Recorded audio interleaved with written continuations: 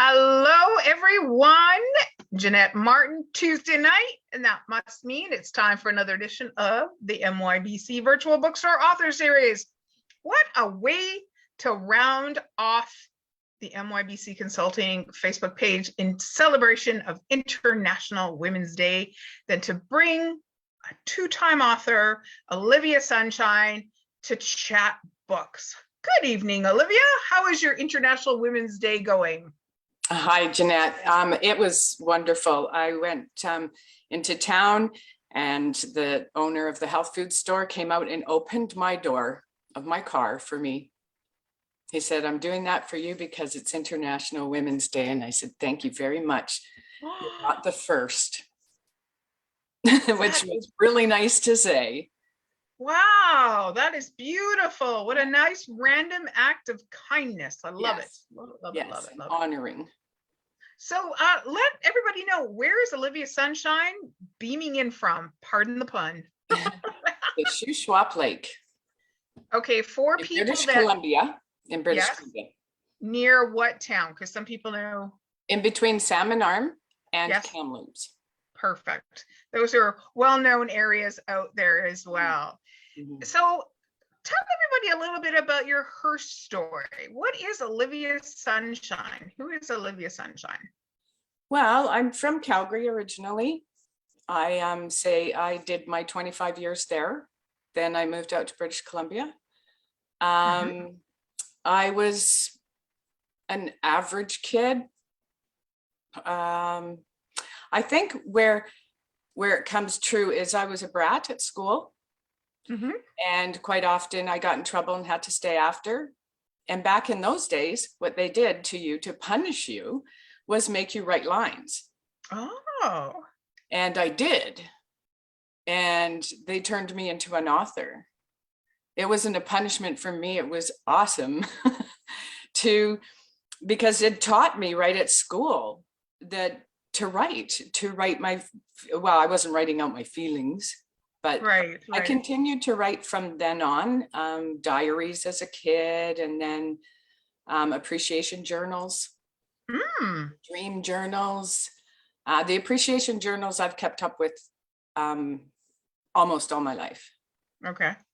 And and just so writing, forgiveness letters. I'm very big with forgiveness letters when I get into a pickle. Mm-hmm. That's what I do, is I write a forgiveness letter. It's none of anybody's business but mine.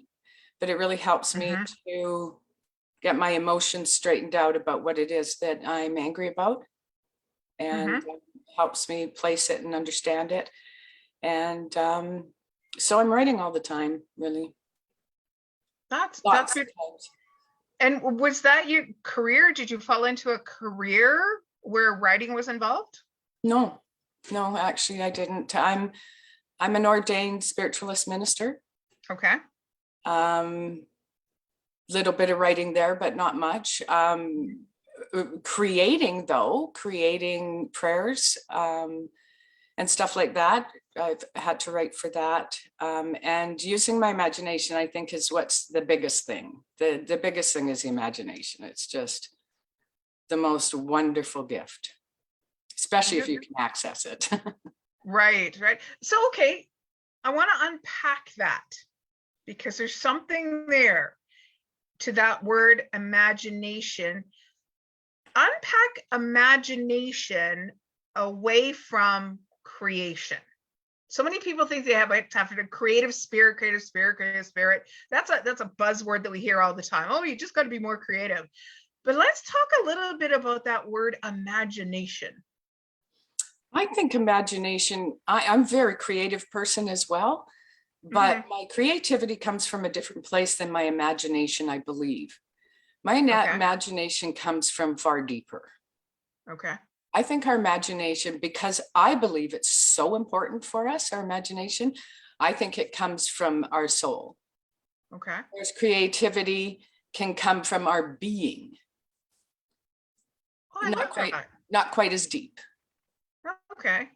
And how are you able to tap into your imagination, Olivia? Oh, I don't have to tap into it. No.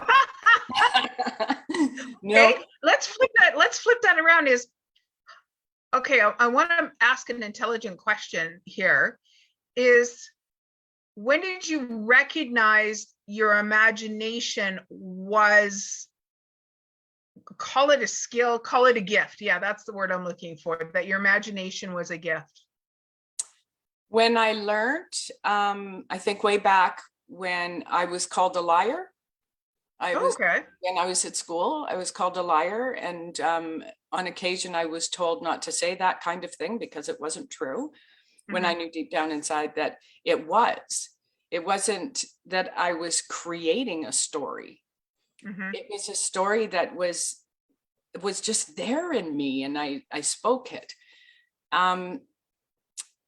So, gosh, I don't really know how to answer that.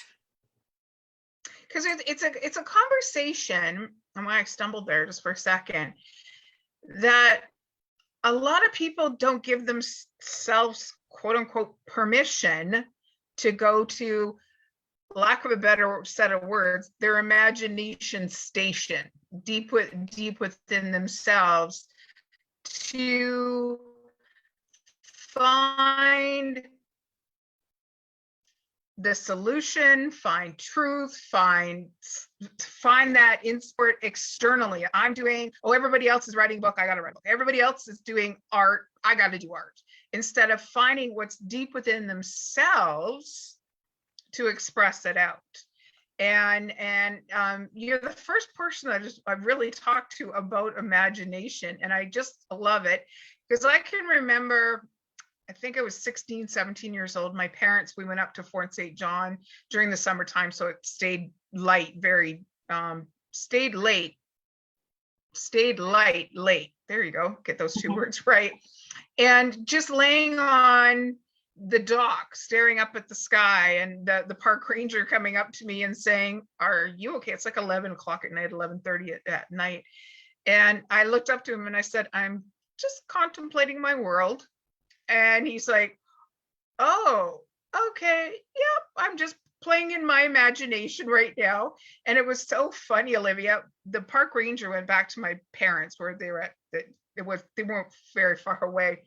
And says, "Do you realize your daughter's over there contemplating her world?" And my mom and dad were like, "Yep, that's what she does. That's what she does." That's our girl. That's our girl. She's contemplating her world. And now I get to, create this world wherever I go. Like, I probably imagined back at 16, 17, oh, wouldn't it be so cool to talk to people all over the world on a platform where I can hear and learn. And then imagination comes to reality. It's just amazing. Yeah, I think my imagination comes from my inner child. Beautiful. The work I've done in my writing of my one book has been, my Amethyst is my inner child. Okay. And the work, I didn't know it when I finished the book, and two of my friends said to me that, "Amethyst, that's so much like you." And I said, "Yeah, I know, but not all of it. Not the good stuff, not the juicy fantasy stuff. That is not me, only in here." Right. But both of them said, "That's your inner child." And I went, that's why this feels the way it does, because I connected. And that's where I gave permission. I gave permission to my inner child to give me that information, because I didn't have it at my age, the fantasy part and fairies and stuff. I didn't have that. So I literally had to give permission to my inner child, who I found later on was Amethyst. And I allowed her to bring forth the story.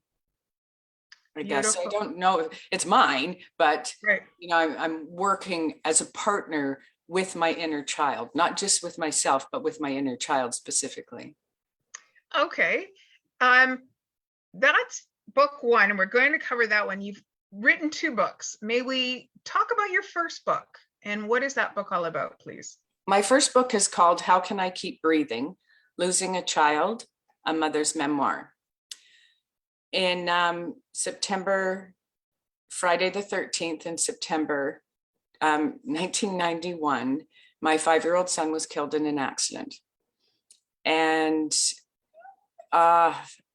it turned my world upside down. And later on, I was outside in the sunshine looking over the lake, and I literally heard within me to write a book about my experience because it would help other people. And I thought, okay, I'm here to be of service, whatever way that is. And it was a very difficult book to write. It's raw. It's hard to read. I've been told it's hard to read. And I just put it all out there and to share the experiences. And I'm no longer with my first husband that fathered all 5 of my children, because it just didn't work out after that. You go through so much pain, and you are completely different people afterwards. And they say that time heals, but I don't believe that, because my ex-husband, my daughter, and I all had the exact same amount of time. And none of us are in the same place. Right. We're all in completely different places. So I think with that, it's what you do with that time you're given. And I messed up with it in the beginning because I was in so much pain, but then I learned and then just started pouring it out. So that's my first book. It's a 20 years of what happened in 20 years from the time my son passed away. And that was published in 2013. And is still available for purchase somewhere on Amazon? On Amazon, yeah. Okay, perfect. So thank you for being brave enough to share that story. It is very relevant. We were just talking before we came on, Becky, who shared her story with me 3-4 weeks ago about losing her children, her 2 children, very quickly and very tragically, and the story that she was spurred to share in order to help others as well. So thank you for that. Thank you for your bravery and courageousness and writing that story for all of us out there. And now your second book, loving the title, the look of your second book, much happier cover. So the name of your second book is? Amethyst and Rainbow Island. And what is this a nonfiction or fiction book? No, it's a fiction. It's a young adult adventure book. Okay. And the motivation for this book all of a sudden came to be how? Well, again, it was my inner child just came up with the story, and I wrote it way before my first book, actually. I started it in 2008, and it was just, I wrote it, and it was just a 10-page story. I passed it around to my friends, and one friend said she read it to her husband in the sun on a Sunday morning while they were having coffee outside, and he said, that should be a movie. Well, that just went inside me. That should be a movie. Well, it needs to be more than 10 pages, and it needs to be way more detailed. So I just started going with it, and it flowed. Is flowed a word? It flowed a word. It flowed out of you. Like it flowed out of you. Yeah. And it was wonderful, actually. It was, well, when I finished it, I sent it in, got it published. It came to me, and I just fell down. It was like, what, it's over? Oh, I can't do this. It's not over, because I still had stories and part of it swimming around in my head. So now Amethyst and Rainbow Island is book 1 of 7. Okay. So before we 7 colors in the rainbow. So now I am finishing the second part of the second book, which is called Amethyst and Rainbow Island Adventures in Ireland. Okay, so you've got the book cover there, so bring it up on screen. Love, love, love, love. So may I get you, Olivia, to read the back of your book, please? You certainly can. In this world, there are many ways of seeing things, many ways to solve problems, and many, many ways to deal with them. This story offers different ways of looking at some of the issues life has thrown at 9-year-old Amethyst, who quite often feels overwhelmed and alone. She has issues at home with her 2 older brothers and at school with a couple bullies. Things start getting very interesting when a kind teacher offers her an amazing experience that takes her on an adventure of a lifetime to an enchanted and hidden place called Rainbow Island. There, she discovers certain strategies to help turn her life around and show her better ways to cope and enhance her life. Not only that, she also realizes her dreams and fantasies come true by bringing to light real fairies, pixies, nymphs, and the excitement of riding dolphins. Come along with Amethyst on this incredible journey and get a glimpse of the secrets that lie in the Rainbow Forest and throughout Rainbow Island. And this leads to the next question. Why rainbows? Okay. Little offended that they got taken away from the sky and put on the street. Okay. Specifically for something specific, I mean. I don't have a problem with the people that took it, by all means. When I was a little girl, I had trouble reading. I actually read one book all the way through school, the same book, because I really struggled. And it was Helen Keller. Oh. When I read Helen Keller, I was amazed that she knew there was a rainbow in the sky. That told me they're energetic. Big time energetic. For Helen Keller to know there was a rainbow in the sky without anybody telling her that. She knew there was a rainbow in the sky. That went into me when I was about 10 years old, and I've just been a rainbow, you could call me a rainbow freak ever since. I couldn't believe that. That just tells me all the energy, and that's what the Rainbow Forest is all about. All the different colors in the rainbow and the gifts that they have for us that Amethyst takes back onto the mainland. And then she beams rainbows from her heart to other people, and they stop being mean. Wow, that's beautiful. So if you wouldn't mind picking a passage in the book that you'd love to share with us today. Okay. Without giving too much away. I'm a rainbow chaser as well. Oh, yes. Oh, there's just while you're looking for your paragraph or part to share, I was working downtown Vancouver, and you know when you have that kind of that heavy rain, and then you just know, darn it, there's going to be a rainbow out there. There's going to be a rainbow.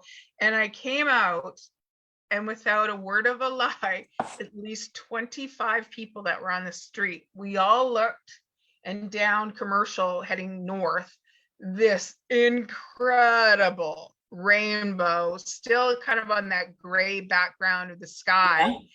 Just kind of, and there was almost like this eerie hush as we all just were like, wow. Because you were awed. Yeah, and we're all like, do you see that? It was like, that was the dumb thing to say. Do you all see that? Because it was like this magnificent that was in the sky, and like, and just how the world just paused for a moment. Just for a moment to look at the sky, to look up at this rainbow. It was just, and it's on my Instagram if you want to look at my. I will. How spectacular. Oh, I just love rainbows. I've had a rainbow. Yes, I've had a rainbow. I saw it over the lake when I was driving, and I had to pull over. The colors were so brilliant that I had to pull over. I couldn't concentrate on the road. It was so pretty. And I just sat there and looked at it until it was gone. Because they don't last forever. Have you ever experienced a sundog? I think they're called. That's where it's blue sky, and all of a sudden you see this little prism. I have, yes. And it's like, it didn't just rain. Why are these like little rainbow cutouts in the sky? I experienced one when I was driving to California, and it's like, both my girlfriend and I were like, what is that? And we just kept staring at it. It was just amazing. Yes, I Writing. saw one of those one day on my way to work, and I just thought it was there for me. I think it's like a little rip in heaven, because that's what I think it's like on the other side, just all Ooh. rainbows. Well, that's what my son has told me that's there, that it's all rainbows. So my have to rainbow give thing him. goes really far. But I think I found something. Okay. Oh, yes, it's Sunday, no school, she says to her pet family, yawning.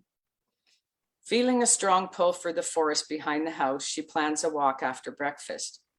Getting out of bed, she says good morning to all her pets.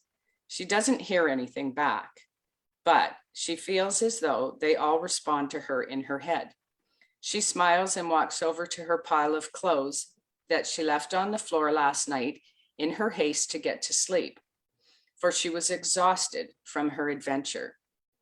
She picks up the shirt first and shakes it out, trying to shake out the wrinkles from lying in the pile. Much to her surprise, a scattering of sparkles come flying off of it, and all over her room. She picks up her pants and the same thing happens. She spins around with the sparkles glittering in the ray of sunshine. Smiling, she giggles and says to her pets, "What a lovely way to wake up." Love that. At this time, Olivia, I would love to ask you, who are 3 people that this book could be gifted to? Well, I actually gifted it to all the schools that my children went to. So schools, for sure. Okay. What I've found is that I've had a few reviews on my book, and my reviews are coming from senior citizens, which that is not my genre. Mm-hmm. It's young adult adventure, and I'm finding that a lot of seniors are reading and they love it. And I think it's really cool, because I think there's a slight possibility that they read it for me because they know who I am. So they're reading it to support me. However, when they're done, they're all saying that they went on an adventure and how wonderful to relive and go back in the imagination. And the third I would have to categorize it as everybody. Okay. I mean, just because a grandparent can read it to their grandchildren, and I think they both enjoy it because it's innocent and it's fun. And I work very hard at trying to make the facts in a fiction book factual. Okay. So that it may seem like it's possible. Love that. Love that. And I'm going to add, from what I've just learned from you, I love to add who I think it would be a beautiful gift for, is a child going from, say, elementary school into middle school as a gift, to be able to read as well. I would also say, I'm going to say a new parent that is, say, a baby gift to tuck into a baby gift, to have that book on the shelf that the parent would start reading to understand when they're going to bring their child into this reading of the book. Right. So the journey and the adventure that they're going on, and using the book as, it's okay to go on an adventure. It's okay to believe in, pixies and fairies and those skills. Because I had somebody on, and for the life of me, I can't remember now, who wrote a fiction book 2 weeks ago, 3 weeks ago. I've met some amazing people. And she said the parables that are in her fiction book definitely can apply to real life. And when you learn them in a fictional way, you feel like you're not being taught. You feel you're being immersed in the lesson. That's why I picked that particular genre, was because I felt that young adults would be more inclined to maybe believe in the possibilities, maybe not believe in it so much as, you know, the magical parts, but the possibility, because really it's the power of the energy of the rainbow. That's a fact. It's purely a fact. We can't change that, or I think it is anyways. That's why they say there's gold at the end of that rainbow. Yeah. That's why there's gold at the end of the rainbow. Well, thank you so much, Olivia Sunshine, for joining me today. Shout out to Diane Parnell for connecting us. Thank you, Diane. I am just so blessed with this incredible plethora of people in my life that hang out in the author world, to be able to send me incredible people like yourself, to be able to share that you took pen to paper, voice note to voice recorder, fingers to keyboard, and took that story that was deep within you and being able to share it with the world. So I leave the last close up is, what's your thoughts about being an author? What would you like to share? Well, I love it. My son actually looked up something on the internet a little while ago that said the percentage of the chance, I don't know if I'm saying this right, that a robot can take your job away. And my husband's a maintenance man, and that was 78%. My son's a cook, that was 76% of a chance that a robot could take. I said, what does it say for authors? And he said 8. I said, yeah, because computers don't have imagination yet. They don't have imagination. So to have imagination is, and I believe I've been an author a lot more times than this time. And it's funny, I didn't really start reading till I was 23 years old. And then when I got into that world and such, it was just like, you can go anywhere you want in the whole world. And you don't have to move. It's terrific to be able to read, but writing, it just comes out of me. I don't even know how to say that, to answer that really. Natural. Well, again, thank you so much. So as I love to end this, hey, you know, it's the time of night. Go to your bookshelf, grab any type of book, take it off, make yourself a nice little cup of herbal tea, snuggle into your favorite place to read those books. It's going to take your mind, your body, your spirit, your heart to places you never thought possible, but the possibility is there when we have authors who take pen to paper, fingers to keyboard, or voice recorder to voice, and share their stories with the world. So again, thank you so much for Olivia for being my guest tonight. And we'll make sure in the comments below, Olivia has sent me the link where to buy her books and support the authors in the world. Keep them in their creativity. Thank you, everybody. Thank you.